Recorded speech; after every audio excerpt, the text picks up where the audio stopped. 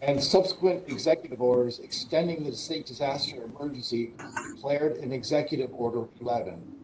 Further, the public does not have the ability to view and listen to this proceeding in the manner consistent with authorized authority.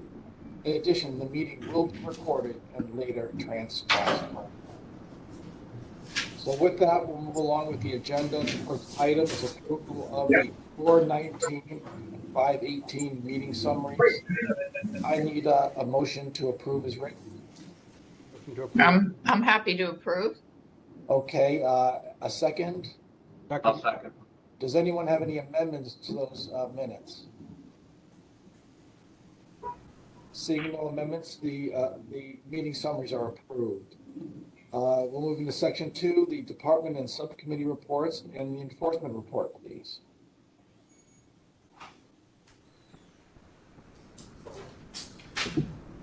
Hi, it's John Goldman with licensing enforcement. So I'll just get statistics out of the way first. We ran statistics for the second quarter of the year, April through yesterday, or close to the full second quarter of the year. In that time period, the department received and opened or otherwise initiated on its own 90 new cases, 9-0. In that same time period, we completed 155 investigations. Of that number, 29 were referred for hearing, which is right about 19%. We find that about a fifth of all our cases following investigation warrant disciplinary review and are referred to our legal folks. So that's right on line. 29 out of 155 is roughly about 19%. See, the balance of 126 were closed under a number of different categories. And following past reports, I'll kind of list those for you. Of the 126, 25 were closed for, after evaluation, insufficient evidence to warrant further action. 21 were otherwise settled or resolved without any further action. 17 were abandoned or withdrawn. 15 were concluded to not have any violations worthy of further action or no merit. 15 were resolved with some sort of instruction or warning to the licensee in terms of something they did or did not do, not being in line with statute or regulation. 12 were deemed to be civil. 8 were closed with a hold. And again, hold is a disposition we utilize when the licensee's license has expired or is shortly therefore going to expire, and the issue is minor, typically involving our inability to communicate effectively with the licensee, so we put a hold on their ability to renew. 2 were deemed to be no jurisdiction, another 2 were duplicates of another, and 9 were otherwise closed. I was also asked to mention to you 2 new enforcement initiatives that the state has begun in the second half of the year, pretty much beginning on or around the June 1. One is what we're calling an internet enforcement unit, where we have enforcement personnel who are detecting marketing websites, specifically with a focus on the fair housing statement, the necessity for that to be posted on the website, and of course the new addition of the standard operating procedures, and we're detecting sites that are not in compliance with that. We also, in addition to those 2 fair housing pieces, are looking at what would amount to be violations of the advertising regulations. It's a focus on the necessity to use license types. In marketing material, the license type of the license holder is required to be identified. We also have a large problem with aliases, where folks just take on names that are other than their license names. So we look for that as well. And so that unit is identifying those issues and, depending upon the severity of them, communicating the concerns to the brokers of record, and in some instances, there's disciplinary action pursued. The other enforcement initiative revolves around it's not new, it's a couple years on the books now, the necessity for schools to record fair housing, the delivery of fair housing instruction. We have, in essence, conducted audits relevant to that requirement, and with mixed results. And I believe administration is going to continue both of these initiatives, especially since they're brand new. But we have found some, some concerns regarding failure to comply that warrant, the process to continue, the audits to continue, to hopefully get the word out of the necessity of the recording aspect as it relates to the schools. The state does put effort into communicating these requirements and necessities as the legislation is passed or the regulation is enacted. We send out mass emails. So we feel we're adequately communicating these changes and new legal requirements. And so this is just coming full circle, ensuring that compliance is at an acceptable level. That's the extent of my report. All right, thank you. Are there any questions from the board members? All right, thank you. Moving on to the processing report, please.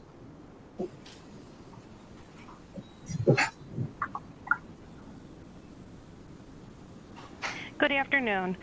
Included in the materials you were provided is a report of the number of current real estate licensees for May of 2021 and May of 2022. The report groups licensees into broker and branch office licenses and salesperson licenses. The totals are listed by county. Please note that the 2021 numbers include only licensees and do not include those licensees whose licenses may have expired but were covered by Executive Order 202.11, which had allowed individuals licensed by the department to extend the expiration of their license during the state of emergency. And that concludes the processing report. Thank you. Are there any questions? All right, the education report, please. Good afternoon, everybody. Recent legislation has amended the qualifying education for both salespersons and brokers.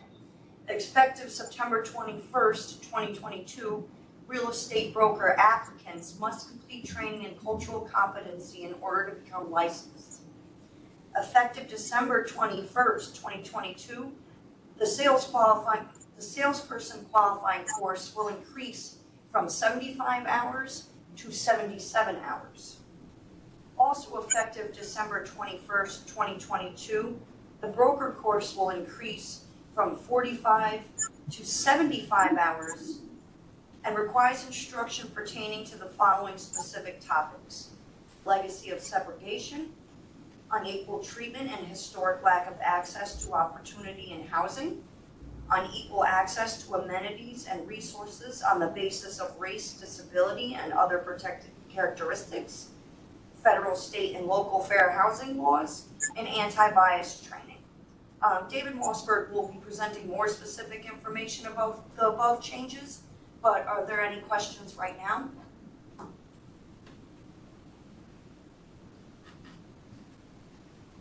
Okay, thank you.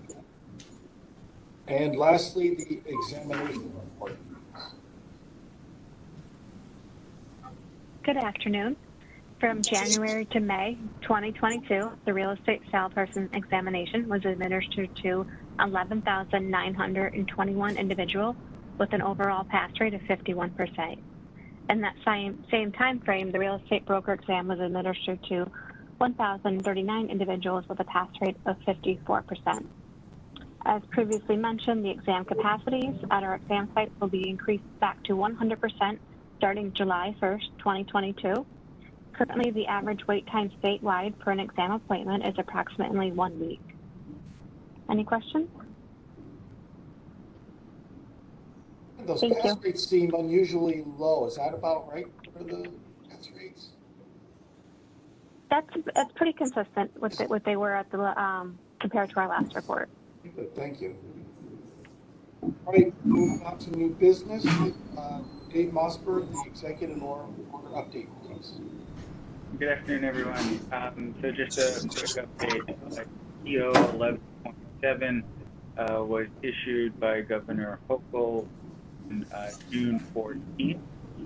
That EO extended the opportunity for public bodies such as this board entirely virtual. If you recall at the last board meeting, they vote to adopt formal procedures to allow for partial remote meetings where in the extraordinary circumstance. At the last meeting, I advised that unless the EO again, we'll have to in person. However, the EO was extended through July 14th. So we'll have to wait and see what happens after the state, see if it gets extended again for our board. So that's the update on the executive orders. Don't know if anyone has any questions or concerns. Okay, moving on to the next item, discussion on regulatory changes related to fair housing legislation. That's you again, David. So as Allison had started to mention previously, and I'm sure the board knows based on prior board meetings, the end of 2021, early part of 2022, there were various bills that were signed, including several chapter amendments relating to real estate brokers and salespeople. Relative to the discussion now are those changes that relate to the educational requirement really going into effect December 2022. As Alice mentioned, the person's course is increasing to 2 hours. The broker course is now being increased as well. Part of those statutes or the bills that were signed into law required the department to develop the new curriculum that would be required to satisfy these new educational requirements. The law also required, for example, other changes to include that schools affirm basically that they are instructing consistent with the statute, and that specifically requires the department to pass regulations for disciplinary action to be commenced against providers if it's found that they fail to meet those requirements. First penalty, for example, is suspension of a license, and then thereafter, for repeated offenses, the statute dictates that the instructor approval be revoked. So in addressing or trying to work out what the new statute requires, as the board probably is aware, there was an ad hoc advisory committee that consisted of Alice and Lacey, Marcia Rose, Jody DeLallo, Neil, Duncan, and others. And so, you know, I first want to thank all the board members, ad hoc members for assisting and helping develop the proposal, which is before everybody. And so I'll just go over that sort of and then answer questions for the board. So the current proposal seeks to amend sections, and I apologize for running through. Section 176.3, 76.4, 7615, 7616, 7620, 7625, 77.1, 77.14, repeal of 176.26, paragraph B of 176.8, addition of new 176.26, a new paragraph B to 177.8, and new paragraph B of 177.18. The draft regulation specify sort of what those changes are. But in general, what we did was any place in the current regulation where it said, you know, the prior 75-hour coursework for sales, we changed that to 77. Anywhere in the statute, anywhere in the regulations where it previously referred to the 45-hour broker course, we updated it to reflect that 75. So that's why there's a lot of changes. A lot of it is just sort of to conform with what the requirements are. Same with, for example, the requirement under the statute that we, for example, require the schools to submit these affirmations. They be submitted electronically to the department. That's the statute. The additional changes that we had made, though not expressly required, but we believe are required to ensure that, for example, the prior courses wouldn't have to do the whole new courses over again. So what we did was we added new supplemental courses. I'm sure the board may know that previously, if you had taken the old broker course, you would just take the supplemental 30-hour course. So we're keeping that, but then we recognize that we needed to create like a 32-hour supplemental course and other sort of situations depending on what the student had, so that they would now be able to meet the minimum requirements. So that's included in the proposal. Also included in the proposal are some cleanup items. So for example, back, I believe 2 years ago, there was a grandfather exemption for brokers that had been previously licensed 15 years prior. All brokers, salespeople are now required to take continuing education. That's no longer.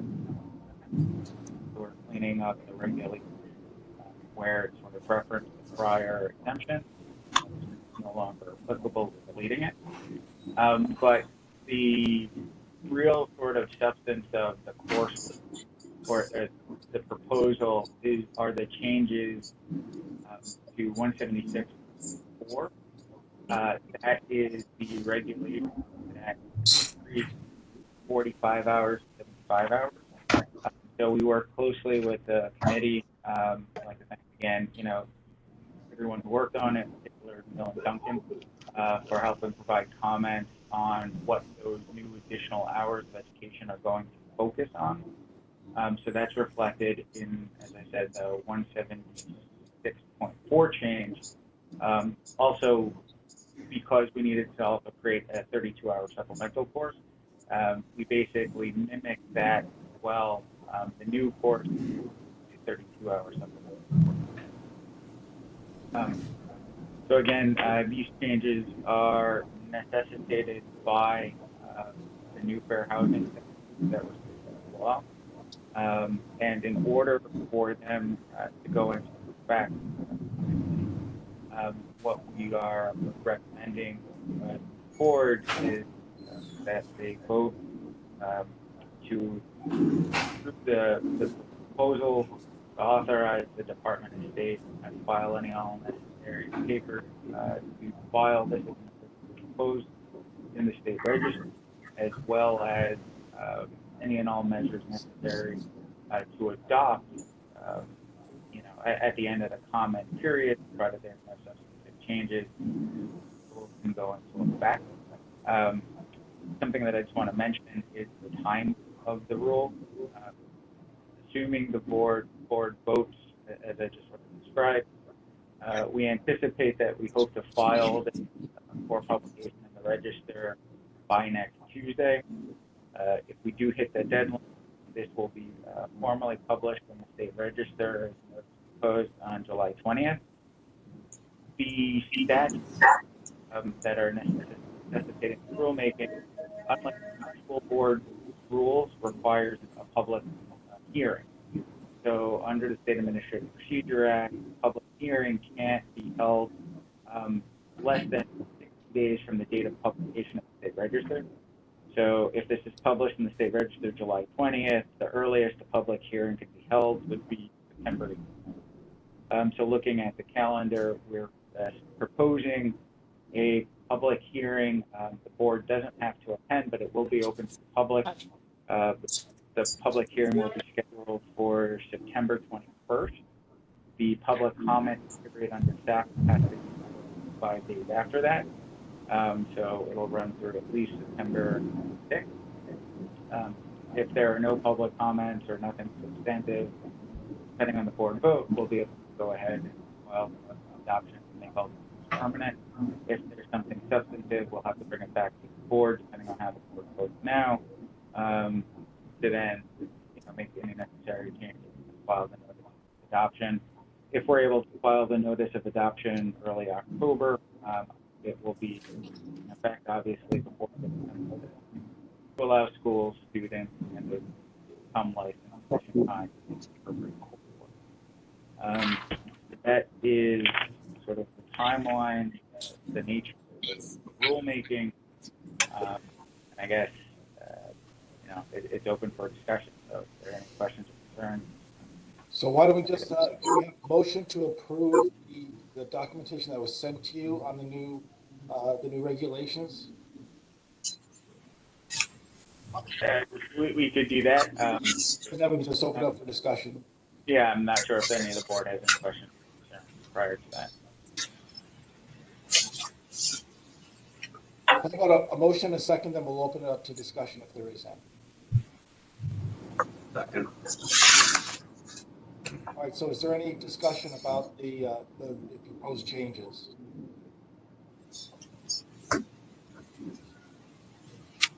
All right, not hearing any. All those in favor, please say aye. Aye. Aye.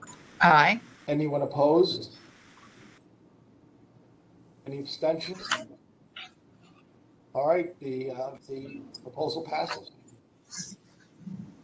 Tricia O'Connor's here. I just wanted to point out that Tricia O'Connor's here. Sorry. Thank you. Thank you, Dave, and you and your staff, everybody there at DOS really did a great job. It was a good process getting to this point, so thank you. The next item is the next meeting date. The next meeting date is set for Thursday, July 21st at 1 p.m. Denise, can I add something here? Sure. While we're talking about this, Dave, I don't know how the board members feel. I think the July date was only on the schedule prior to us scheduling this meeting. So if we don't feel it's necessary to have the July 21st date, I think it's a good idea to cancel it and just be ready for the meeting that's necessary to approve the regulation. Dave, do you see any reason the board would need to meet by July 21st? Did we keep that meeting? Do you think it wouldn't be necessary? I can't think of the reason why. Based on board vote, necessary measures filed the notice of proposed rulemaking, and if necessary, move forward with the notice of adoption, provided that there's rule changes. I don't have. I'm unaware of any particular need for the July 21st. Okay, so if you're all in agreement to that, I'm okay with postponing that meeting or canceling that meeting. Yeah, we can cancel that. Yeah, I agree. Cancel it. Will do. All right, there'll be other agenda items. This meeting is adjourned, and now we can move into the public hearing session. Thank you, Duncan.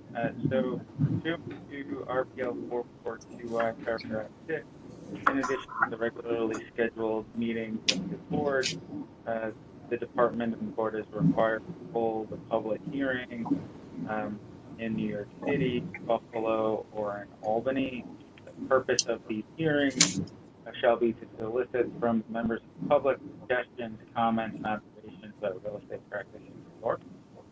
I'm not sure if there's anyone from the public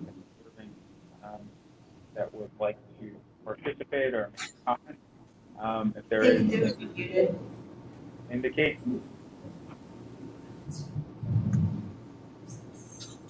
I'm going to mute a couple numbers that are not identified.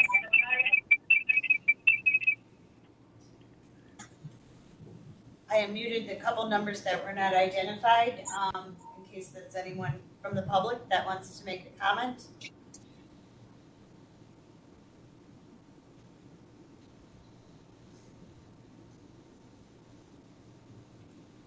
Okay. All right, thank you, Denise. There being no participation from the public, now stands the opportunity to do so. The public hearing portion is going to RPL 4 closed. Thank you, everybody. Thank you. Okay. Thank you. Good summer. Have a nice summer, Thank- everyone. Everybody. Thank you.